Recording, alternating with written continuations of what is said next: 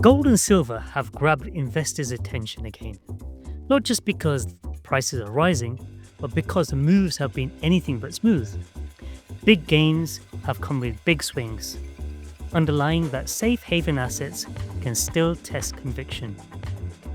Today, we have Philip Newman, Managing Director and co founder at Metals Focus, an independent precious metals consultancy, to discuss precious metals' wild ride. Welcome to the Commodity Exchange, a podcast where we bring you insights from the world of commodities. Whether you're an investor or just want to learn more about that topic, this is the podcast for you. So, welcome, Philip. Thanks for joining us today. Well, thanks for having me. So, why don't you tell us a little bit about Metals Focus to start off with so that our audience know where you come from? Absolutely. So as you mentioned already, I'm one of the co-founders of the company. There are three of us that own Metals Focus. And the company is focused exclusively on researching precious metals. We don't trade the markets whatsoever. It's entirely on providing market intelligence, creating proprietary historical and forecast supply-demand data sets across the major and minor precious metals. And we do that with a team of just over 30 based in 9 markets. And really, the reason very quickly we have people around the world is that we spend our time out on the road meeting companies from across supply chains and holding these confidential discussions that we bring back, and that really feeds into our views on the marketplace. Excellent. So, Philip, we've just come, well, we're coming through, hopefully, some of the most volatile periods of gold and silver markets. I think last Friday, according to my calculations, the difference between the high and the low was at the most extreme since I have the data, since the early 1990s. Um, but that comes after a period where gold and silver prices were rallying super hard, gaining tens of percentage points in the span of just a few weeks. Um, I've written a fair bit about this volatility and what was happening in prices, but maybe you can give our audience a little bit of a flavor about what you think drove the prices up and maybe what triggered prices to come down on Friday. And at the moment, I think we're recording here on the 3rd of February. Prices for both gold and silver are coming up a little bit. So there's a lot of gyrations in both directions. Tell us a little bit about what's going on. Absolutely. I think we're all feeling a little bit giddy after the past few days. So if we sort of take it back, as you say, and look at the upside that we saw in both gold and silver, stretches back over some time. One of the underlying core themes for both metals was this de-dollarization, concerns about the dollar amongst investors. I think that really started to accelerate after Liberation Day on April 2nd in the US last year. I think that really rattled markets, and we saw investors looking for other safe haven opportunities. It wasn't just investors, of course. We saw central banks, which had been increasingly on the buy side since Russia's invasion of Ukraine. That's continued. And I think what was fascinating from a central bank standpoint is that even as prices strengthened and accelerated, we saw them remain really on the bid side. So I think that was really quite interesting. Other part of that, of course, were concerns of the Fed in terms of its independence, given that Powell's term comes to an end in a few months' time. And I think we can't really underestimate how important that really was concerning markets. So I think all of these features were encouraging, as I said earlier, this move into safe havens. But however, we saw concerns in Japan with the yen, so that wasn't really an option for many investors. We saw strength in the Swiss francs, that certainly was.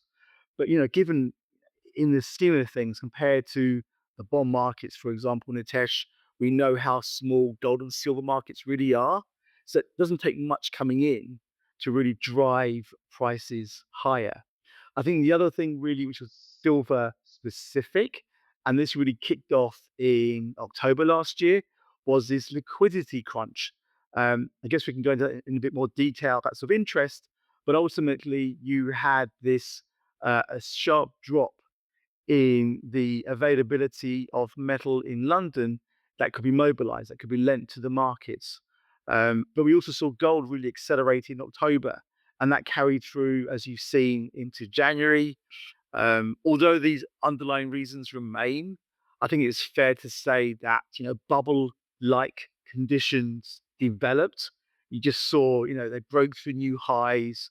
Liquidations into these highs, I think, was relatively modest, and any profit taking we saw was really quickly absorbed by other investors.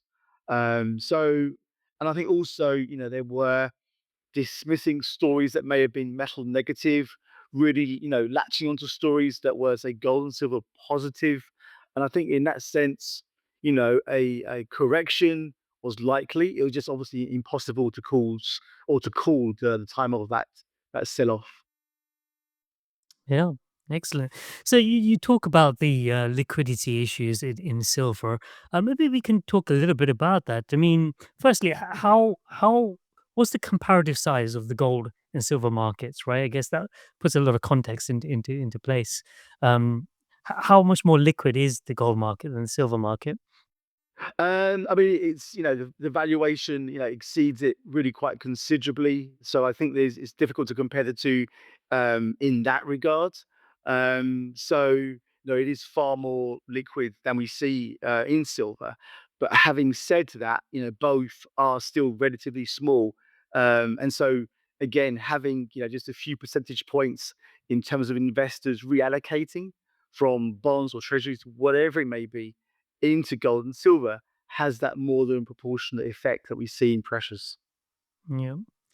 And specific to silver, there was that liquidity issue that you allude to, largely driven by tariff related fears, right? That uh, nobody really knew whether silver, which was included in as a critical mineral in the Mm. U.S. geological study, um, as as a critical mineral that could be subject to tariffs in the future, and clearly 2025 tariffs was the big theme of the year.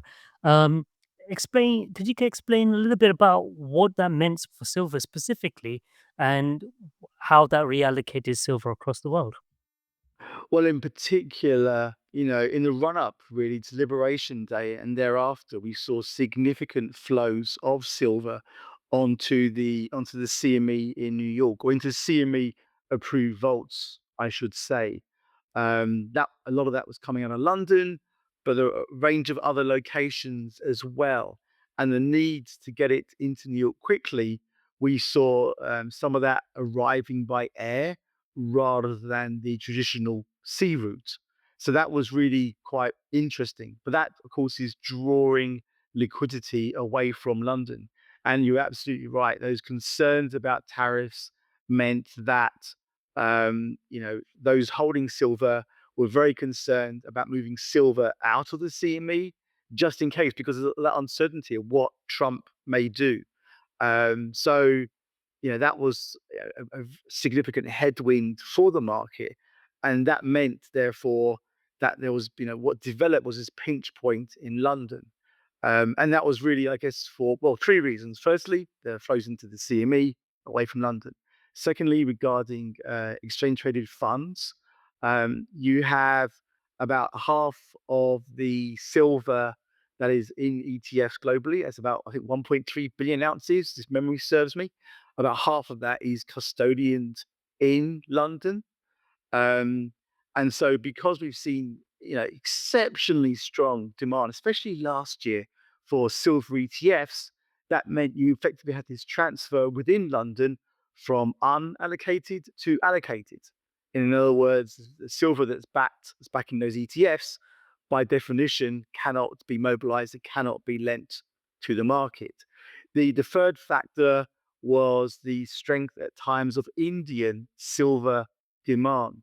And again, what you saw in the back end of the year, it's a seasonally strong time for Indian silver demand and for gold, with the festival season and the wedding season as well. But when demand ratcheted up, we did see an increase in air freight into India. So that by definition, that's physically taking metal away from London. And so you can see now how this is playing out. You've got this sharp drop in the availability of metal in London vaults that can be lent out.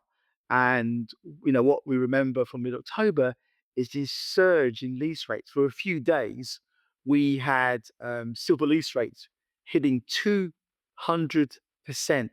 Really, we talk about unprecedented, but I'm not quite sure what description we want to do for that. Now, thankfully, that didn't last, but lease rates certainly remained high, and they are still, I think fairly elevated today as well.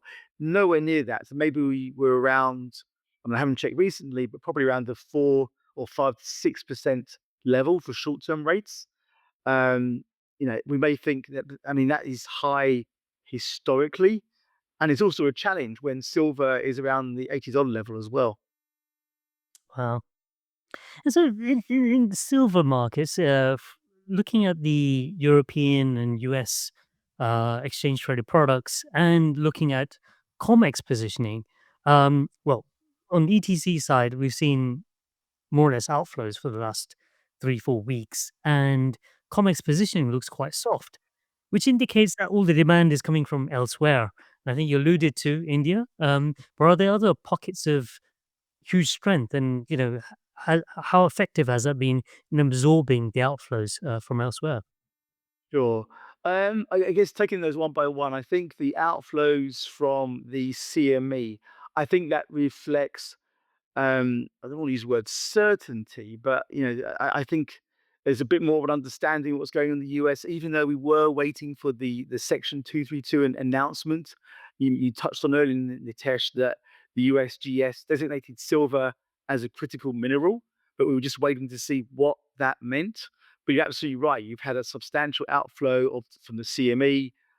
There's been a little bit of that has gone into India by air, and we've had, I think, that's a size of a portion I would suggest has been coming back to London. But we'll wait till we get the latest figures from the LBMA. I think some of that could possibly also be going to terminal markets to be turned into investment products. Because to your point, we've seen very strong demand, especially in December and January for retail investments. So whether that's a 100 ounce, a kilo bar, a 1 ounce bullion coin, whatever it may be, exceptionally strong demand in a whole range of markets, including India. Now, India, I think, has gone quiet the past 2 or 3 days. Such has been the level of volatility. But I think, prior to that, Nitesh, it's just been exceptional. And I think what was amazing in India is that, the price had run up really quite substantially. I know when I was over there for the India Gold Conference in September, I think the price has not long gone through the 100,000 rupees per kilo level, unprecedented. What we saw in January is it went through 300,000 rupees per kilo, and the level of liquidations then was very low. So I think that was sort of really testament to those bullish price expectations we see in India and elsewhere. I think people or retail investors were undoubtedly buying into that rally. Great. Well, talking about retail investors, I think is a good time to discuss the conference you went to. You went to Mm. the Berlin World Money Fair conference last week. Tell us a little bit about the conference, and maybe we can discuss some of the takeaways you've got from there. Absolutely. Well, it's held in late January every year. I've been going for many, many years. It's a wonderful place to go. And it's one of the few places I go where you get a combination of the B2C and the B2B. So on my side, you get most of the mints globally are there to offer their latest coins and bars in some cases that they just released, given that the new year has just started. That attracts companies across the supply chain. So you're bringing in, wholesale retail dealers, refiners, those producing bars and coin blanks, for example, a whole range of companies from across the world. So it's not, although it's held in Berlin, yes, there's incredible representation from Europe, but from North America, from East Asia, from Oceania. So it's a really exciting place to be, and also just to test, where the market is. So to be there, not just when prices accelerated, but when they corrected, it was, if I'm honest, as an analyst, it was a pretty cool time to be there. Excellent. And so, what was the mood, right? You saw the night and the day just there, right? You saw the Mm. massive run up when silver went to 120, and then you saw the crash the day afterwards. Tell us a little bit about the mood and the sentiment at the conference. Sure. Well, I guess from say take it from a dealer perspective, yes, demand was exceptionally strong, but there were also liquidations. So I think many of them were benefiting from a pretty active two-way market. But because underlying demand was far exceeding those liquidations, that was benefiting the mints for their bullion coins or a refiner producing a bar. So I think most people we spoke to were I think I'll say enjoying, but there was a lot of buzz, a lot of excitement. It was just a decent time from their standpoint. You not offset that, but you set that against where these prices have been, and just the pressure that puts on your balance sheet, being able to fund these acquisitions back from the retail investor, or the cost of hedging. I mentioned about relatively high lease rates for silver. Well, gosh, on platinum, it's even higher. And although we haven't seen gold lease rates spike since January last year, I think that's always in the back of the mind of the trade. And then the other point, of course, is moving metal around. What used to cost you, I don't know, $20 million is now, look at silver's done, it's now $50 million.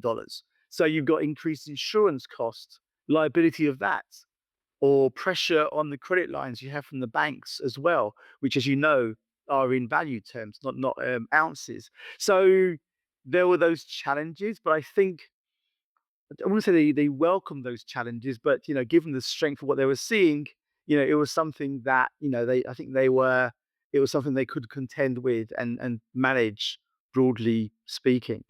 So it was really quite fabulous to watch. And to your point about the correction, I think we did certainly see demand dry up in some areas, but I think there was also an element of bargain hunting as well. Wow, that's excellent.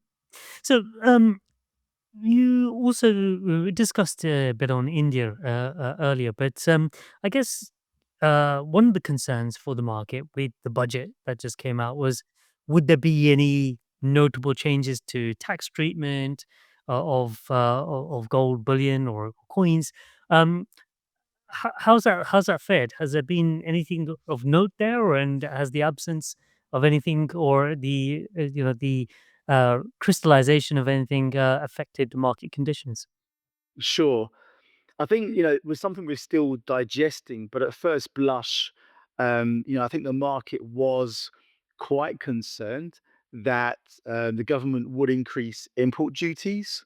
We think about, the pressure this puts on sort of the balance of payments, given the earlier strength that we've seen in imports at these prices. So that was, I think, again, it was a concern. I think it was a challenge though, because what we've seen in past budgets, Nitesh, when they're thinking about when there is a concern or speculation that the government may lift duties or change duties, that we see this rush to import metal beforehand. And that sort of challenge to do, given where prices were. Um, but again, I think what's helpful is that we now have that certainty, not changing those duties. Um, and I think also, if we think back to one of the key reasons why they reduced duties so significantly, I think it was about 2 years ago. I think it's July 23. I think. I think the reason for that was to try to contain the illicit trade. And I think what they've done has been, I think, quite successful with that target. Now, speculation entirely of my own. Was that still a factor behind the decision? I cannot say, but I would think perhaps so, given again how successful I think that objective has been. Excellent. Now, returning back to sort of silver and its price spike. Yes, we're not 120 anymore, but it's still pretty expensive by Mm. historic standards. What's your feel for what does that do to industrial demand for silver? Because silver is largely industrial metal, right? More than 50% of its use is in industrial applications. And one of the strongest growing areas of industrial application of silver has been in photovoltaics, which has already seen some thrifting activity in recent years. What does this price spike do to that? For sure, you're absolutely right. I think the thrifting, I'd probably just take it a stage further and to say that you go back to when silver hit $50, last time. And I think since then, to varying degrees, we've seen thrifting each year in the photovoltaic market. Now, as the market moved past when it was last $50, that rate of thrifting really slowed, but it was always there. But now you're absolutely right in terms of been accelerating the past couple of years. Um, I think, for last year, we had an average decline in silver loadings somewhere between 15 and 20% in 1 year. Um, Now, what we're seeing, I know I remember being over in East Asia at the time of the Elbme conference in October. And of course, that's after silver prices really picked up, but we were still some distance below 50 or below the record highs. And there was already talk about the module manufacturers with an increasing focus on moving from silver or pure silver paste to silver coated copper paste, which can see, by, as you can imagine, a substantial reduction just by that one move. Now, that's not an easy move to make, but they were fairly confident in terms of if they made that move, that they could manage or there wouldn't be a trade off in terms of a lower efficiency for the module. So that was fine. That was your brake or your headwind. However, moving, through 80, 90, 100, what we were hearing from the trade is that they were then prepared to accept a lower trade-off.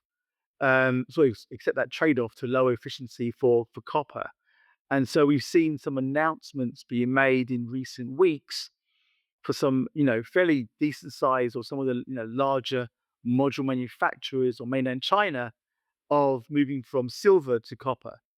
Um, and I think even though we've seen prices fall sharply, at $80 is still, a few weeks ago, that would have been a record high.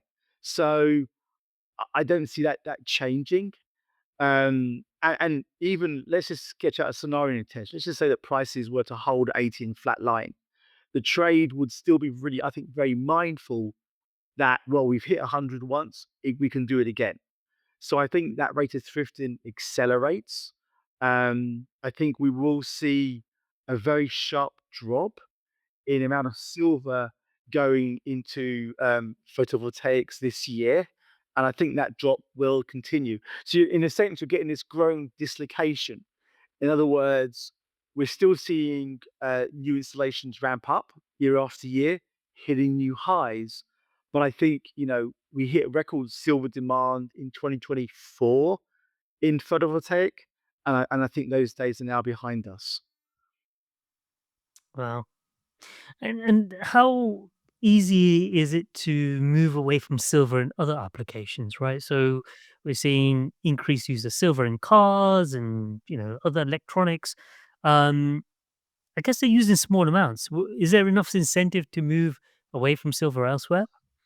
Well, I think there's two really good points you've highlighted there. So you're absolutely right. I mean, the amount of silver in a car, it's hard to say, but let's just say for argument's sake, there's, I don't know, $200, whatever it may be. So compared to the cost of a car, to be blunt, who cares? However, when we speak to the trade, there is pushback because if you're the other end of that supply chain, where they start with the silver and they turn it into a semi-manufactured product, and they then sell that up the supply chain, those initial sales are from a product that is basically all silver or mostly silver, so to speak. And so they're having to pass on the higher costs, be it of the silver price or from a funding standpoint, given where lease rates have been. So, in that sense, when you're at that point in the supply chain, there is significant pushback to thrift. The counterpoint to that is that when you think where silver can be used in a car, doesn't matter whether it's an ICE, a hybrid, or EV. When you're thinking about in the airbags or the brakes, these safety applications in lane guidance, whatever it may be, you're not going to mess around with that. You're not going to introduce, be it silver coated copper, I would suggest, or even copper. And so you have that significant pushback. And so that really helps to hold the line and to mean that the amount you can thrift silver in something like automotive, which is an incredibly important end use, is limited. So you have that really quite a separation, if you want, or dichotomy between, automotive on one hand and PV on the other. And then other areas, again, other areas of electronics, again, the ability to thrift is limited. How much can you reduce the thickness of that coating? So I'm not saying that we've reached the end of the ability to thrift, but I think there are limits. And again, you've got to think about what the application is and what it's trying to achieve. Wow. Thanks for sharing those insights. And maybe to round off, I think this year has probably been the most challenging year to write gold and silver forecasts. I certainly found it the most difficult. As soon as I wrote my forecast, put them out, they got smashed. And now the prices are slightly below my end of year forecast, but it could be a matter of hours before they get turned around again. But maybe just for our listeners, what are your end of year views for gold and silver? Maybe your base case, and you can give us a bit of flavor around your bull case as well, or your bad Sure. case.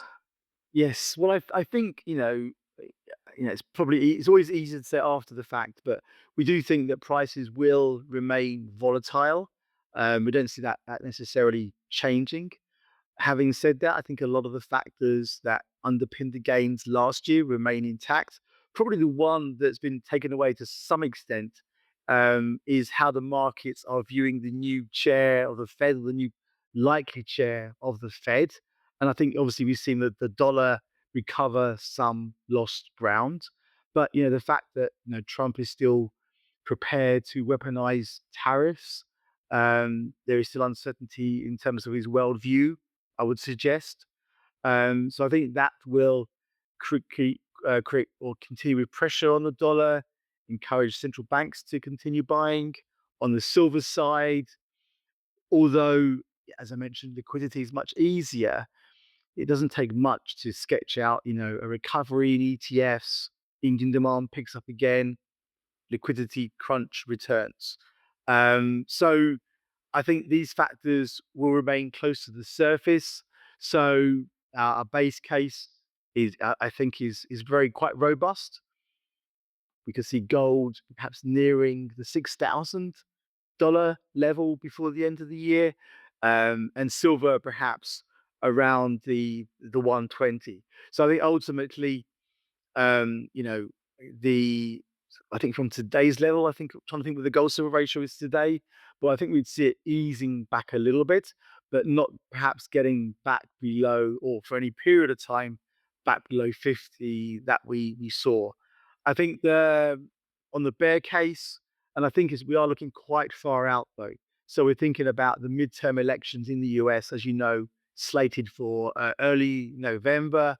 If the Democrats do especially well, that could nullify Trump, and so that could, I think, encourage a sell off, a considerable sell off. Um, so that is, I think, something to be mindful of. I think. Excellent. That's great insights. Thank you really very much, Philip, for your for sharing that with us. Um, please do let our audience know how they can read more of your material and follow you. Absolutely. The easiest way through our website, metalsfocus.com. You'll find our contact details on there. So I think that's be one of the best ways. If you have access to Bloomberg, you'll find that we've got a page there as well. I think it's MTFO. So you've gone blank of our own pages, but you'll find that we've got a page there, and you'll find quite a lot of the data we put out in the market is also available on Bloomberg as well. Great. Well, thanks everyone for tuning in. We hope you've enjoyed today's episode of the Commodity Exchange. If you want to hear more from us at Wisdom Tree, please do subscribe to whichever platform you're using, whether it's Apple, Spotify, or YouTube. You can follow me on X, formerly Twitter, with the handle at Nitesh Shah WT. And if you want to learn more about commodities, visit Wisdom Tree's website, where we have a wide range of research material and insights. Until next time, I do need to state the following. To clarify, the views and opinions expressed in this podcast are those of Wisdom Tree and Metals Focus and are subject to change. Anything we present in this podcast is not intended to be relied upon as forecast research nor as investment or tax advice. The information and opinions expressed in this podcast are not a recommendation, offer, or solicitation to buy or sell securities, and reliance upon them is at the sole discretion of the listener. Please remember, past performance is no indication of future results.